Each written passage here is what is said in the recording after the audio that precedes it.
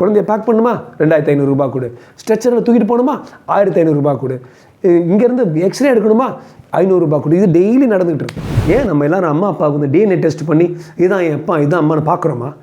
ஒரு அசைக்க முடியாத ஒரு நம்பிக்கை ஒரு சில விஷயங்கள் இருக்கும். ஒரு தர்மத்துடைய அடிப்படையே அந்த அசைக்க முடியாத ஒரு நம்பிக்கை தான். பினராயி விஜயனுடைய இது நான் வந்து ரொம்ப கண்டித்து சொல்கிறேன். அவர் வந்து இஷ்டத்துக்கு வேணும்னே எல்லா தர்மங்களும் கொண்டு வந்து மிக்ஸ் பண்ணி, ஏன்னா அங்கே வந்து சபரிமலை கோயில் வந்து அங்கே அவங்களுடைய அறநிலையத்துறை மாதிரி எங்ககிட்ட இருக்குது. அது வந்து அரசியல் செய்கிறதுக்காகவே எல்லோரும் சுற்றி வராங்க. கொஞ்சம் அட்ஜஸ்ட் பண்ணி சரி பரவாயில்ல இவ்வளோ நடந்துட்டு வராங்களே சார் நீங்கள் கொஞ்சம் போங்கன்னு சொல்லியிருந்தா அமைதி அங்கே நிலவி இருக்கும். நானும் ஆல்ரெடி அரை மணி நேரம் வெயிட் பண்ணுறேன், நீ என் பின்னால் வெயிட் பண்ணுன்னு சொல்லும்போது கொஞ்சம் அடிதடி நடந்திருக்கு. அதனால் அடித்து ஒருத்தருக்கு கொஞ்சம் ரத்தம் காயமும் வந்திருக்கு. கால் வருது, ஆனால் அந்த கனெக்ஷன் இல்லாமல் அப்படியே போயிடுது. அவங்க எங்கே இருக்காங்க, மாட்டிகிட்டு இருக்காங்களா இல்லையா, எல்லாரும் ரொம்ப பதபதன்னு கஷ்டப்பட்டோம். தாமரை டிவி நேயர்களுக்கு வணக்கம். இன்றைய விவாதத்தில் நம்முடன் இணைந்திருக்கும் சிறப்பு விருந்தினர் லைஃப்லைன் ஹாஸ்பிட்டல் நிறுவனரும் தலைவருமான டாக்டர் ராஜ்குமார் அவர்கள். வணக்கம். வணக்கம் ஜி. திருச்சி ஸ்ரீரங்கம் கோவிலில் நேற்று பக்தர்களை தாக்கியதாக சொல்லிட்டு ஒரு வீடியோ ஒன்று சமூக வலைத்தளங்களில் வைரலாச்சு. கோவில் நிர்வாகம் தரப்பில் என்ன விளக்கம் கொடுத்தாங்கன்னாக்க, கோவில் பணியாளரை வந்து பணி செய்ய விடாமல் அவங்க வந்து தாக்கியதாகவும், பக்தர்களை வந்து தரிசனம் பண்ண விடாமல் கூச்சலிட்டதாகவும் சொல்லிட்டு கோவில் தரப்புலேருந்து விளக்கம் கொடுத்துருக்காங்க. இந்த சம்பவத்தில் உண்மையாக அந்த இடத்துல என்ன நடந்தது, இதை பற்றி கொஞ்சம் டீட்டெயில்டாக பேசணும். கூட்ட நெருக்கடி கூட்ட நெரிசலுங்கிறது பல பெரிய கோயில்கள் தரப்பில் நடக்கும். இங்கே வந்து கொஞ்சம் அதிக சத்தம் போட்டு இந்த சபரிமலை பில்கிரிம்ஸ் வந்து அவங்க வந்து பக்தர்கள் எப்படி கேட்டிருக்காங்கன்னா, நாங்கள் தூரத்துலேருந்து வரோம் எங்களுக்கு கொஞ்சம் இடம் கொடுங்கன்னு புஷ் பண்ணி கேட்டிருக்காங்க. என்ன கேட்டிருந்தா அங்கே இருந்த கூட்டம் கொஞ்சம் அட்ஜஸ்ட் பண்ணி சரி பரவாயில்ல இவ்வளோ நடந்துட்டு வராங்களே சார் நீங்கள் கொஞ்சம் போங்கன்னு சொல்லியிருந்தா அமைதி அங்கே நிலவி இருக்கும். நானும் ஆல்ரெடி அரை மணி நேரம் வெயிட் பண்ணுறேன், நீ என் பின்னால் வெயிட் பண்ணுன்னு சொல்லும்போது கொஞ்சம் அடிதடி நடந்திருக்கு. அதனால் அடித்து ஒருத்தருக்கு கொஞ்சம் ரத்தம் காயமும் வந்திருக்கு. பலர் என்கிட்ட சொன்னாங்க, இது வந்து அறநிலைத்துறை இல்லையே, இது கோவில் நிர்வாகத்தில் இருக்கிற ஒரு திருக்கோயிலாச்சே, பின்ன நீங்கள் ஏன் அறநிலைத்துறையை சொல்கிறீங்கன்னு. ஆனால் இதை வந்து ஒரு மையமாக வச்சு ஒரு முக்கியமான விஷயம் நான் பேச போகிறேன். பல கோயில்களில் வந்து இந்த செக்யூரிட்டி உட்பட அந்த அறநிலைத்துறை உறுப்பினர்கள் உட்பட நீங்கள் பார்த்தீங்கன்னா மற்ற தர்மங்களில் சார்ந்தவர்களாக இருப்பாங்க. ஒரு கணிப்பில் வந்து பார்த்திங்கன்னா 30-35% அறநிலைத்துறையில் புதுசாக சேர்ந்த கடந்த 2-3 வருடங்களாக அந்த ஊழியர்கள் வந்து அதில் கிறிஸ்டின்ஸும் பெரும்பாலும் கிறிஸ்டின்ஸு ஒரு சில முஸ்லிம்ஸும் இருக்காங்க.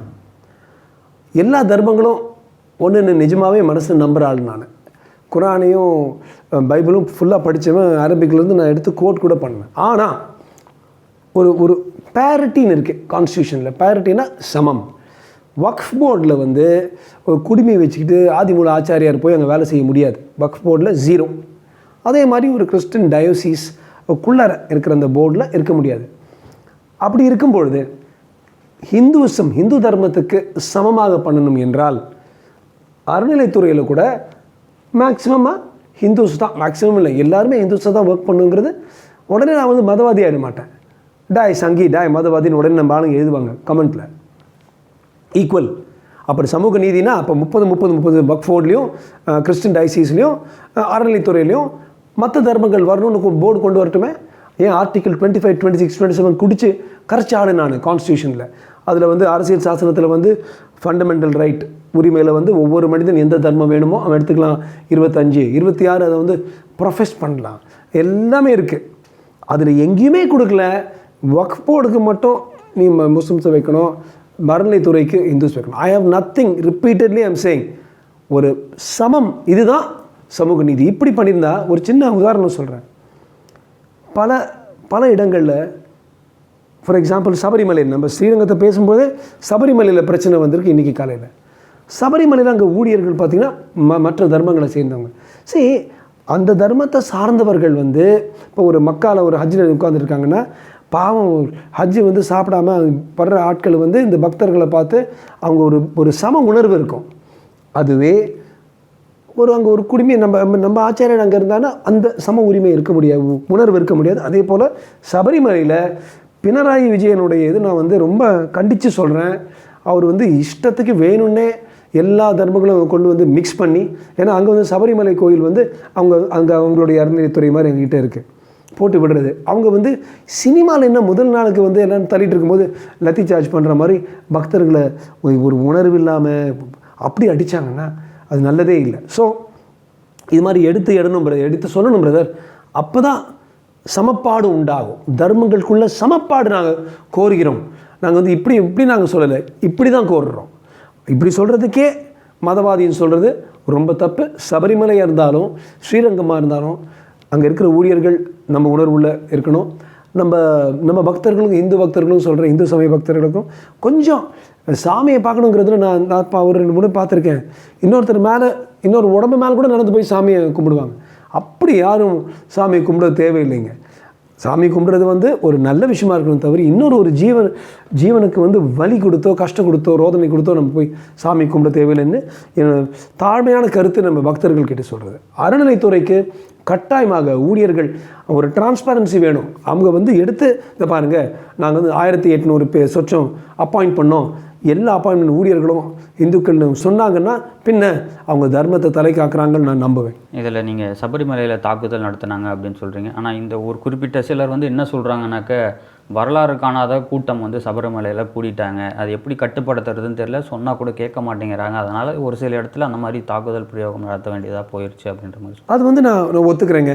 அரசியல் செய்கிறதுக்காக அப்படி இருந்தால் என்ன மாதிரி வரலாறு காணாத எந்த ஒரு விஷயம் வந்தாலும் கொஞ்சம் நம்ம சகிப்புத்தன்மை வேணும். இது மாதிரி நடக்கலாம், கொஞ்சம் ஒரு 2 3 பேர் தடுக்கலான்னு ஏன் நம்ம எல்லோரும் ஒரு சகிப்புத்தன்மையோடு போக முடியும்? அது வந்து அரசியல் செய்கிறதுக்காகவே எல்லோரும் சுற்றி வராங்க. பட் இதை வந்து ஒரு மையப்பொருளாக வச்சு இப்போ வந்து எப்படி இப்போ வரலாறு காணாத ஒரு இடத்துல ஒரு ஃப்ளட்டோ அல்லது ஒரு பஞ்சம் வந்துச்சுன்னா அந்த பஞ்சத்துக்கு ஏற்றாப்போ நம்ம பண்ணணும். அடுத்த முறை அதிகமாக நம்ம வந்து அந்த ஸ்டோரேஜில் பண்ணணும். அதே போல் இப்போ வரலாறு காணாத வரைக்கும் வந்துருச்சுன்னா அடுத்த முறை கூட அது மாதிரி வரலாங்கிற ஒரு ஏற்பாடுகள் செய்ய வேண்டியது அந்த அரசுடைய கடமைன்னு எடுத்து சொல்லணும். இல்லைன்னா அப்படியே ஒரு நாளுக்கு அதிகமாக இருந்துச்சு, 4 பேருக்கு அடிபட்டுடுச்சு என்ன போட்டக்கூடாது. ஏன்னா யாரோ சொன்னால் போல் அவ்வளவு வருமானம் வருது அந்த உண்டியல்லேருந்து. அந்த அவ்வளவு வருமானம் அந்த உண்டியலில் வரும்பொழுது அந்த உண்டியலுக்கேற்ற ஒரு தர்மம் இருக்குது, அந்த உண்டியலுக்கேற்ற ஒரு கடமை இருக்குது. ஸோ அந்த வகையில் நான் வந்து கேரளா கவர்மெண்ட்டை வந்து நான் கை சுட்டி காட்டுவேன். பட் அதுக்கு மேலே ஓரளவுக்கு நான் பார்த்த வரைக்கும் அரேஞ்ச்மெண்ட்ஸ் ஏற்பாடுகள்லாம் நல்லா தான் இருக்குது சபரிமலையில். இது மாதிரி ஒரு சில இடங்களில் நம்ம பெட்டர் பண்ணலாம். அந்த பெட்டர் பண்ண முடியும்னு எடுத்து சொல்வது ஊடகங்களோடவும் சமூக ஆர்வலர்களுடையும் கடமை. இப்போ மதுரையில் அந்த கள்ளழகர் ஆற்றுல இருக்கும்போது பல லட்சம் பக்தர்கள் வந்து தமிழ்நாடு ஃபுல்லாக வந்து கூடுறாங்க. அந்த மாதிரி இடத்துல வந்து இந்த மாதிரி எந்த ஒரு அசம்பாவிதமும் நடக்கிறத நம்ம பார்த்ததில்லை. கூட்ட நெரிசலில் இறப்பு சம்பவங்கள் ஒரு சில இடத்துல நிகழ்ந்து.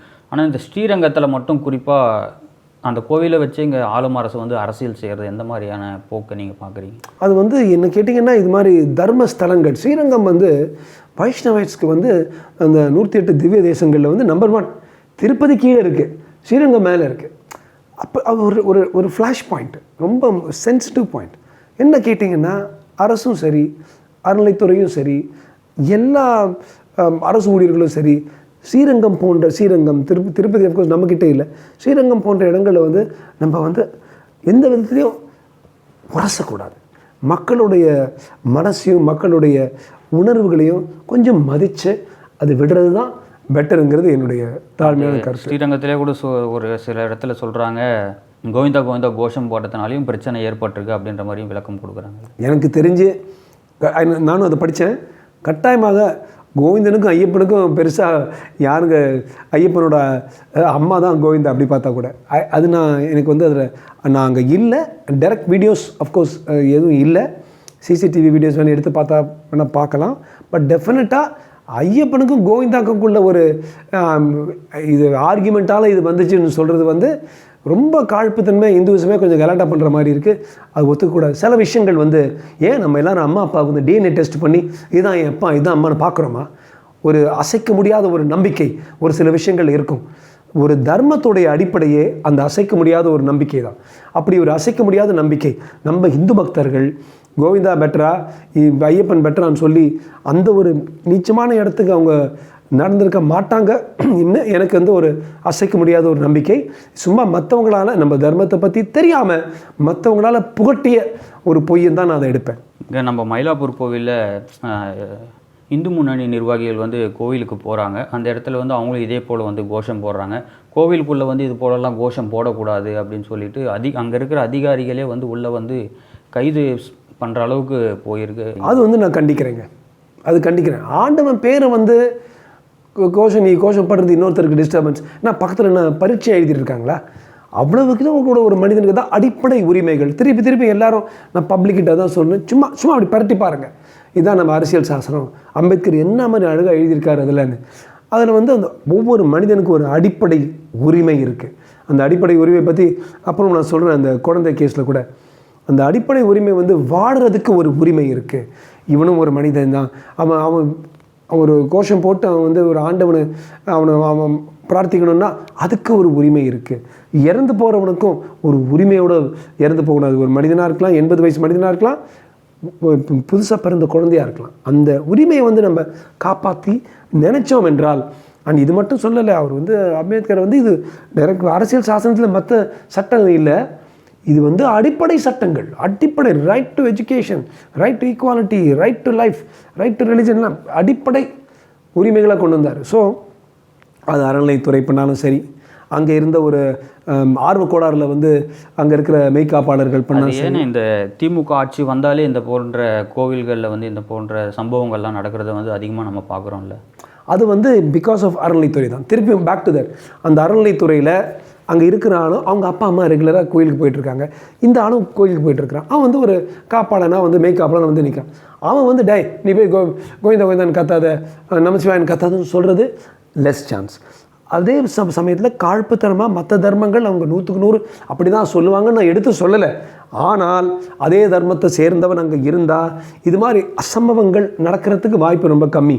ஸோ நான் திமுக அறநிலைத்துறை என் நண்பர் சேகர் பாபுக்கு தான் நான் ஒரு கோரிக்கை வைக்கிறேன். தயவு செய்து உங்களுடைய இந்த டிபார்ட்மெண்ட்டில் அறநிலைத்துறையில் உங்களுடைய புது அப்பாயிண்டிஸ் எல்லாம் எல்லாரும் நம்ம இந்து தர்மத்தை சேர்ந்தவங்களுக்கு அறநிலைத்துறை நீங்கள் அட்மினிஸ்ட்ரேஷன் வந்து 19% எடுக்கிறீங்க. யார் என்ன போல் கோடிக்கணக்கான ஆட்கள் வந்து அங்கே காசு போடுறோம். அதிலிருந்து 19% நீங்கள் அட்மினிஸ்ட்ரேஷன் போடுங்க. ஏன் என் தர்மத்துக்கு சொந்தமான ஒருத்தருக்கு அதே கபாலீஸ்வரர் நம்பரை இன்னொருத்தருக்கு ஏன் கொடுக்கக்கூடாது? அது வந்து சமம் இல்லையா? அது சமூக நீதி இல்லையா? எப்படி ஒரு வக்ஃப் போர்டுக்கோ அல்லது ஒரு சர்ச்சுக்கோ போகிறது வந்து நான் எதுவுமே இங்கே சமத்தை தவிர வேறு எதுவுமே நான் பேசுகிறேன். சமயம் பேசுகிறேன், சமமும் பேசுகிறேன். எப்படி அங்கே இருக்கிறவங்களுக்கு வந்து நான் கேட்பேன், தயவுசெய்து நீங்கள் வந்து ஒரு கிறிஸ்டின் ஆளுக்கே போடுங்க, அங்கே போகட்டும். அது மாதிரி ஒரு கபாலீஸ்வரர் கோயிலுங்கிறது ஒரு ஹிந்து ஆளுக்கு போட்டோம். அப்படி போட்டால் 2-3 விஷயம். ஒன்று, அந்த தர்மத்தில் வந்து ஒரு சமம் இருக்கும். ரெண்டாவது, இது மாதிரி நீ கத்துற ஓம் நம சிவாயன்னு கத்துற தளரான்னு அடிக்க மாட்டாங்க. ஸோ இது வந்து திருப்பி சொல்கிறேன், ஒரு தர்மத்தை சார்ந்தவர்கள் தான் அந்த தர்மத்தில் வழிபாடு நடக்கிற அந்த ஸ்தலத்தில் மெய்காப்பாளர்களாக இருக்கணுங்கிறது நான் இருக்கிறது. தயவுசெய்து இந்த தர்மத்தை சார்ந்தவங்க எல்லாம் இதை கேட்டு இதை பகிர்ந்து கொள்ளுங்கள். அடுத்து நம்ம அறநிலையத்தை விட்டு நம்ம சுகாதாரத்துறைக்கு வருவோம். முக்கியமான பிரச்சனை இப்போது சென்னை எக்மோரில் வந்து பிறந்த குழந்தையை வந்து அட்டைப்பெட்டியில் வச்சு கொடுத்ததா சொல்லிட்டு ஒரு புகார் எழுந்திருக்கு. அதுக்கு அமைச்சர் மா சுப்பிரமணியமும் ஒரு விளக்கம் கொடுத்துருக்காரு. நம்பர் 1, என்னை பொறுத்த வரைக்கும் சுகாதாரத்துறைக்கு ஒரு புது நிறத்தை ஓரளவுக்கு கொண்டு வந்தவர் மா சுப்பிரமணியம். ஏன்னா நான் பல குற்றச்சாட்டுகள் எனக்கு வந்துக்கிட்டே இருக்கும். ஒரு காலத்தில் ஒரு வேலை டிரான்ஸ்ஃபருக்கு கூட ஒரு நர்ஸுக்கும் ஒரு ஆயாவுக்கும் இவ்வளோ கேட்குறாங்க அவ்வளோ கேட்குறாங்க. அந்த லஞ்சம் ஊழல் அதெல்லாம் நிறைய ரொம்ப கம்மியாகிடுச்சு. இப்போ அதுக்கு வந்து என்னுடைய வாழ்த்துக்கள் அவருக்கு. அதே சமயத்தில் இப்படி ஒரு அசம்பவம் நடக்கும்பொழுது அதுக்கு நம்ம பொறுப்பு ஏற்க தான் செய்யணும். இப்போ ஒரு முக்கியமான ஒரு டாபிக் எல்லாருக்கும் சொல்கிறேன், வாட்டர் ஷெட் ஃபோட்டோகிராஃப்னு இருக்குது. வாட்டர் ஷெட் ஃபோட்டோகிராஃப்னால் ஒரு கால யுகத்தையே மையமாக வைத்து கொண்ட ஒரு ஃபோட்டோகிராஃப். உதாரணத்துக்கு நமீபியாவில் வந்து 1970 80 பயங்கரமாக பஞ்சம் வரும்பொழுது ஒரு குழந்தை சாக போடுது, புதுசாக பிறந்த குழந்தை. அப்படியே கட்சி சாப்பாடு இல்லாமல் அப்படியே வத்தி வாடி இருக்குது. ஒரு கழுகு அது சாகிறதுக்காக காத்துக்கிட்டு இருக்கு. அந்த ஒரு பிளாக் அண்ட் ஒயிட் ஃபோட்டோகிராஃப் இருக்குது. எல்லாம் நீங்கள் கூகுள் பண்ணி பாருங்கள், நமீபியா குழந்தை ஃபோட்டோ. முடிஞ்சால் அது இந்த இதில் போடுங்க. அது ஒரு வாட்டர் ஷெட் ஃபோட்டோகிராஃப். இந்த ஒரு கொடூரத்துக்கு வந்து மனித இனம் இங்கே போக முடியுமான்னு. ரெண்டாவது ஒரு வாட்டர் ஷெட் ஃபோட்டோகிராஃப் சொல்கிறேன். எல்லாம் வியட்நாம் விட்டு அமெரிக்கன்ஸ் எல்லாம் ஓடுறாங்க. அந்த கடைசி அமெரிக்கன் அந்த ஹெலிகாப்டர்லேருந்து தொங்குற அந்த ஏணியில் ஏறி ஒரு குடும்பம் மேலே அப்படியே போயிட்டுருக்கு. சைகோனை விட்டு போகிறாங்க. அந்த photograph black and white photograph Americans Vietnam Saigon விட்டு போகிறாங்க, வியட்நாமில் இருக்க மற்ற அட்டாக் பண்ணுறாங்க அவங்க சவுத் வியட்நாம் சொல்லும்பொழுது அந்த அந்த ஃபோட்டோகிராஃப். ஸோ அது வாட்டர் ஷெட் ஃபோட்டோ. அதுபோல் நமக்கு whether you like it or not, இந்த ஃபோட்டோகிராஃப் ஒருத்தன் வந்து தன் பெண் குழந்தையுடைய சடலத்தை வந்து ஒரு மளிகை சாமான் எடுத்துகிட்டு போகிற ஒரு கார்ட்போர்ட் அட்டைப்பொட்டியில் எடுத்துகிட்டு போகிறது, அன்ஃபார்ச்சுனேட்லி அது வந்து ஒரு மையப்பொருளாக ஒரு வாட்டர் ஷெட் ஃபோட்டோகிராஃபாக திகழ போகிறது. நான் இதுக்காக நான் சொல்கிறேன், கூட அந்த குழந்தைக்கு வந்து போத்தாமல் கொடுத்துருக்கிறதா சொல்லிட்டு ஒரு செய்தி நம்ம பார்க்குறோம். நம்ம இறந்து போயிட்டப்புறம் 30-40 வருடங்களுக்கு அப்புறம் கூட இந்த இன்டர்வியூ எடுத்து பார்ப்பாங்க, இது வந்து ஒரு வாட்டர் ஷெட் ஃபோட்டோகிராஃபாக இருந்துச்சு இந்த மோமெண்ட். ஏன்னா என்னோடய வாழ்க்கையில் நான் முதல் வாட்டி நான் பார்க்குறேன் இது மாதிரி ஒரு டப்பாவில் வந்து எடுத்துகிட்டு.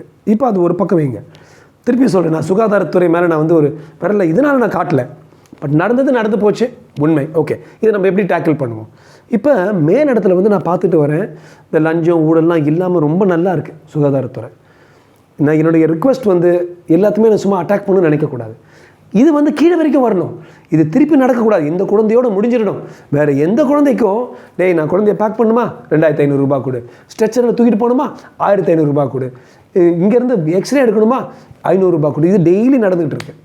இது பாவம் வந்து அமைச்சர்கள் லெவலில் மேலேருந்து மத்திய வரைக்கும் அவங்களால பார்க்க முடியலன்னா கூட அவங்களால நியமிக்கப்பட்ட அதிகாரிகள் கீழ்த்தரம் இருக்கும். ஏன்னா கீழ்த்தரம் கடைக்கோடி மனுஷன். இந்த மனுஷனுடைய இன்டர்வியூ பார்க்கும்போது எனக்கு கண்டு தண்ணி வந்துச்சு.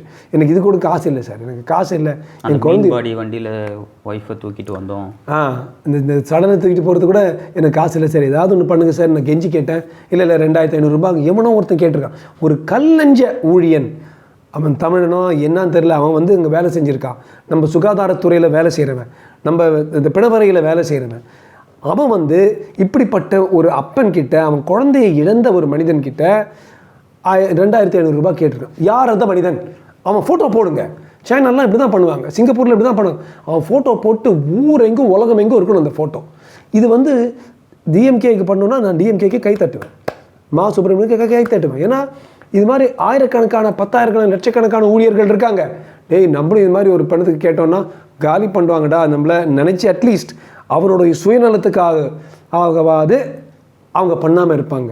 சமுதாயம் அந்த ஒரு படி மேலே ஏறும். ஸோ எப்போ வந்து சாமதான பேத தண்டம்னு சாணக்கிய அர்த்த சாஸ்திரத்தில் சொல்கிறா போல் சில விஷயங்கள் தண்டத்தை எடுத்து அடிக்கணும். ஒரு செத்து போன குழந்தைக்கும் அதை ரேப் பண்ணி துணி வச்சு சுற்றுறதுக்கு 2500 ரூபாய் கேட்ட இவன் வந்து ஒரு மூர்கன். இப்படிப்பட்ட ஆட்களை வந்து கட்டாயமாக பாயிண்ட் அவுட் பண்ணி சொல்கிறது, கட்டாயமாக அது ஆட்சிக்கு குறைவில்லை, ஆட்சிக்கு வந்து அது நல்லது, தண்டத்தை எடுத்து அடிக்கணும். ஏன்னா இப்போ ஏற்பட்ட எவ்வளவோ பிண அறை இருக்குது, பல பிண அறைகளில் இது நடக்குதுன்னு நீங்கள் அந்த கமெண்ட் செக்ஷனில் பார்த்தீங்கன்னா நிறைய பேர் எழுதியிருக்காங்க. ஆமாம் சார் நான் இதுக்கு போனேன், இதுக்கு கேட்டாங்க. யாரும் இங்கே வராங்க? காசு இல்லாதவங்க தான் வராங்க, வாழ்வாதாரம் இல்லாதவங்க வராங்க. அவங்கள போய் பிடிச்சி நசுக்கி காசு கொடுன்னு கேட்டால் என்ன இது தர்மம்? ஸோ கட்டாயமாக மாசு இதை பண்ணல, கட்டாயமாக மாசுவோட டாப் ஆட்கள் யாரும் பண்ணல. அவங்க ஓரளவுக்கு நல்லா பண்ணால் கூட அன்ஃபார்ச்சுனேட்லி அவருடைய துரதிர்ஷ்டம் அவருடைய கீழ் நடந்திருக்கு. ஸோ எனக்கும் இதுக்கு சம்மந்தம் இல்லைன்னு அண்ணன் சொல்ல முடியாது. ஆனால் கட்டாயமாக எனக்கு தெரியும் அவங்க இப்போ எடுப்பாங்க. அந்த எவன் கேட்டானோ அவன் ஃபோட்டோ வரணும்.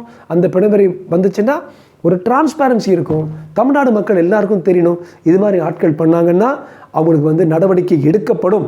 அது ஆட்சி பரவாயில்லைங்க, ஆனால் இந்த காட்சி திருப்பி வரக்கூடாது. அந்த பாதிக்கப்பட்ட நபர் வந்து குறிப்பாக ஒன்று சொன்னது என்னன்னாக்க, தொலைத்தொடர்பு வந்து எங்களுக்கு வந்து துண்டிக்கப்பட்டுருச்சு, அது இருந்திருந்தால் வந்து என்னுடைய மனைவியும் குழந்தையும் நான் வந்து காப்பாற்றிருப்பேன் அப்படின்னு சொல்கிறாரு. நான் 108க்கு கால் பண்ணுறேன், அது கூட எனக்கு வந்து ஃபெசிலிட்டிஸ் இல்லை அப்படின்னு சொல்கிறாரு. ஒருவேளை இந்த அரசு அந்த தொலைத்தொடர்பு 2 நாளாக வந்து கட் பண்ணிட்டாங்க, எதனால் கட் பண்ணாங்கன்றது அது அவங்களுக்கு தான் வெளிச்சம். இருந்திருந்தால் காப்பாற்றிருக்கலாம் இல்லை. இது கூட நான் வந்து பல தொலைக்காட்சி சேனல்ஸ் இதையும் பேசினேன்.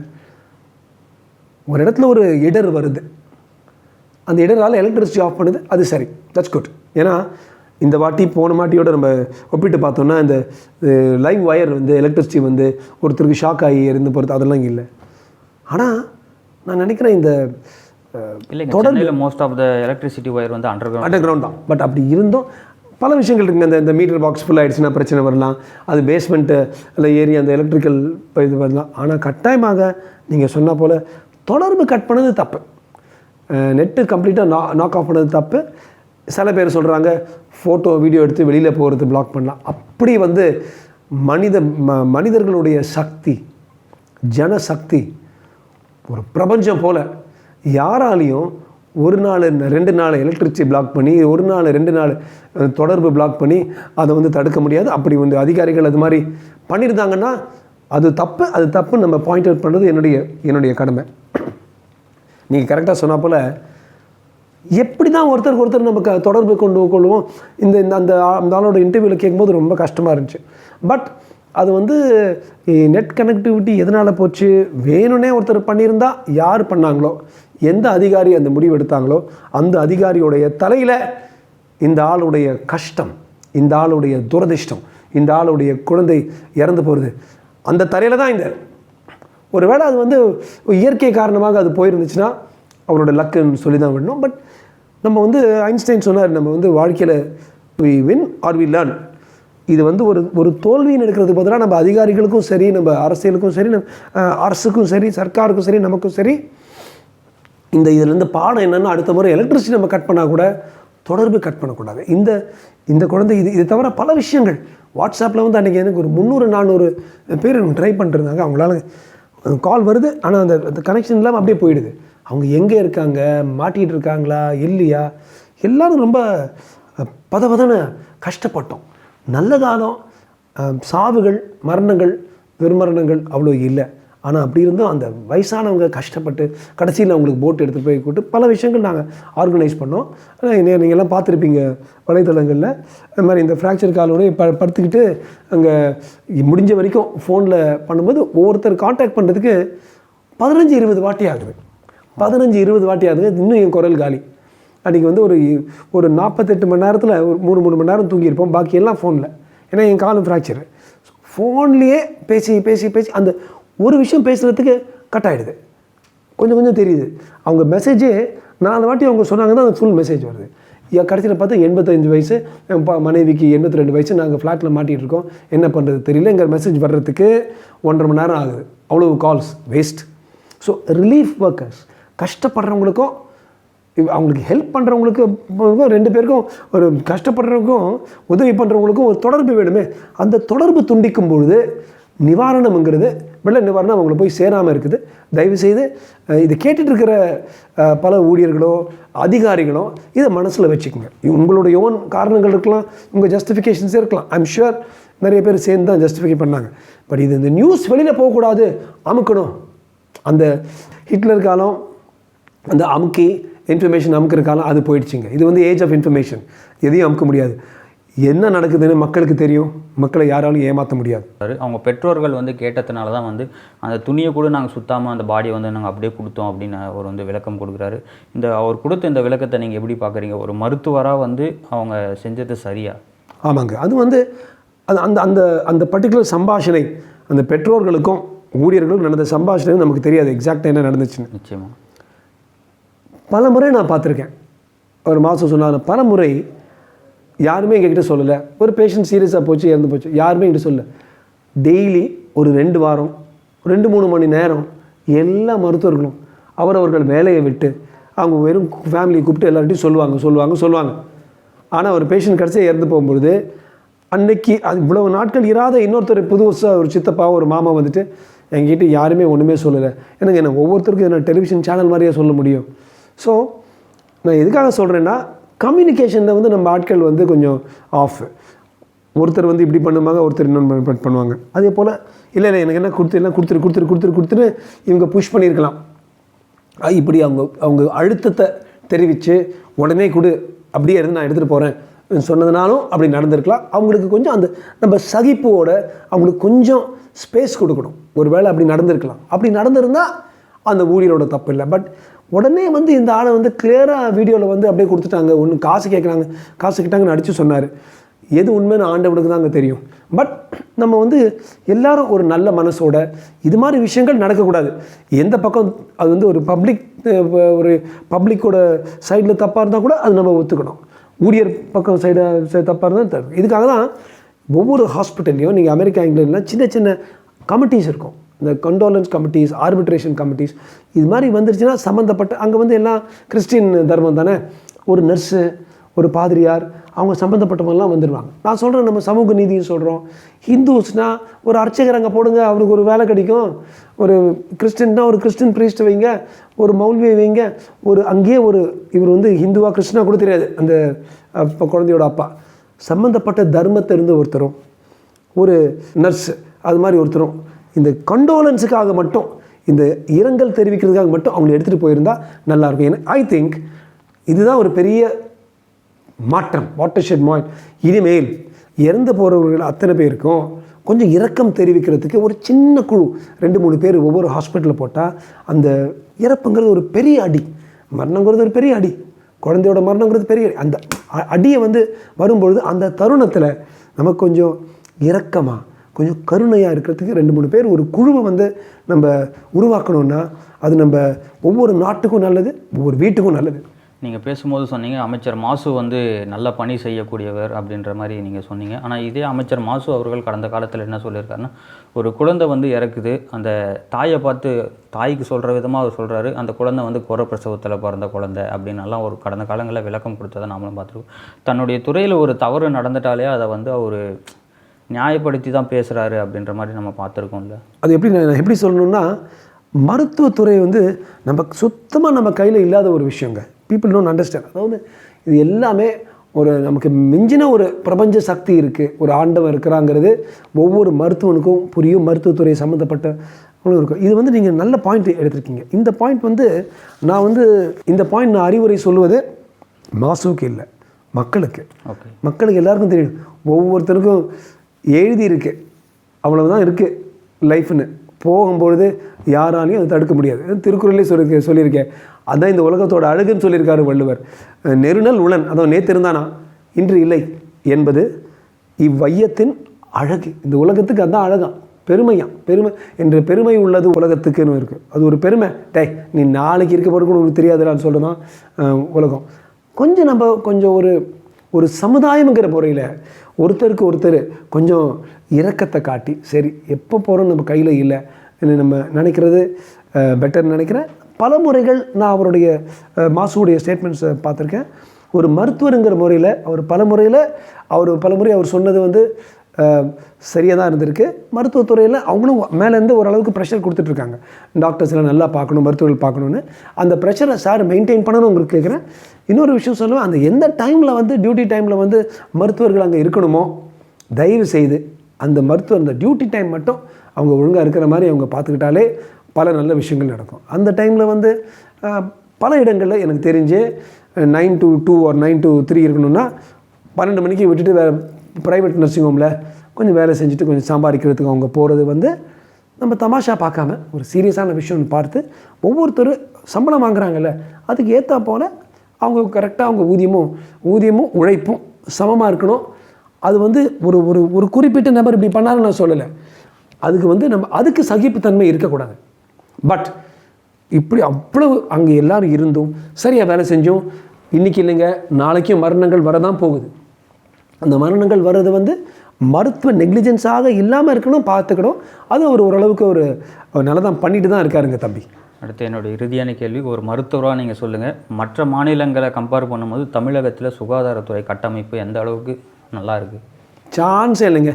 தமிழர்கள் எல்லாருக்கும் நான் சொல்லணும், தமிழர்கள் எல்லார்கிட்டையும் சொல்லணும், நீங்கள் வந்து நான் வந்து ஒரு 30-40 நாடுகளுக்கு போயிருக்கேன்.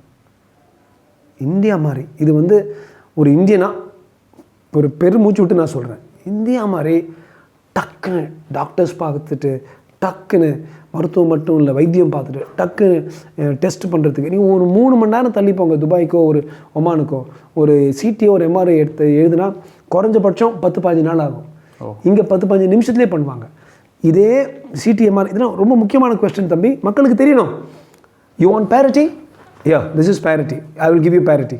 இதே எம்ஆர்ஐ மிஷின் இங்கே துபாயில் போட்டிங்கன்னா ஒரே ஒரு எம்ஆர்ஐ பண்ணுறதுக்கு அங்கே விலை வந்து 1.5 லட்சம். இங்கே வந்து 3000 ரூபாய் 4000 ரூபாய். யாருமே இதை பற்றி பேச மாட்டாங்க. இது இந்தியா தானே. ஏன் நீங்கள் ஒரு கார் வாங்கணுன்னா இந்தியாவில் வந்து 5 லட்சம் இருக்கிற வண்டி அங்கே வந்து 2 லட்சத்துக்கு கிடைக்கும், 1.5 லட்சத்துக்கு கிடைக்கும். நீங்கள் இந்த ரோல்ஸ் ராய்ஸ் கீல்ஸ் ராய்ஸ்லாம் ஒருத்தர் இங்கே 5 கோடி 6 கோடி வாங்கிட்டு போகிறாங்க ஒருத்தரும், அங்கே வந்து 1 கோடி. அவ்வளவு அநியாயம் கம்மி. காரு, ஃப்ளாட்டு, லேண்டு, சாப்பாடு எல்லாம் கம்மி, மருத்துவம் மட்டும் அதிகம். ஸோ நீங்கள் சொன்னால் அது துபாய். நான் ஆப்பிரிக்காவில் வந்து 16 நாடுகளுக்கு போயிருக்கேன். பல நாடுகளில் பார்த்தீங்கன்னா எங்கே பார்த்தாலும் பசங்க நடந்துட்டு இருப்பாங்க, மூக்கு ஒழிஞ்சிக்கிட்டு, அந்த பீகாரில் வெள்ளம்னு நம்ம அந்த காலத்தில் போடுவோமே அது மாதிரி இருப்பாங்க. அந்த இடத்துல கூட இதே தான், இதே விலை, மருத்துவத்தோட விலை வந்து இந்தியா மாதிரி வேறு எங்கேயுமே கம்மி இல்லை. ஸ்பெசிஃபிக்காக தமிழ்நாட்டில் இருக்கிற மருத்துவம், அது தமிழர்களே ரொம்ப புத்திசாலிங்க. நான் வந்து தமிழங்கிற ஒரு தமிழன்டான்னு நெஞ்சு அடித்து சொல்கிறேன். தமிழ்நாட்டில் இருக்கிற மருத்துவம் இந்தியாவில் வேறு எங்கேயுமே இல்லைங்க.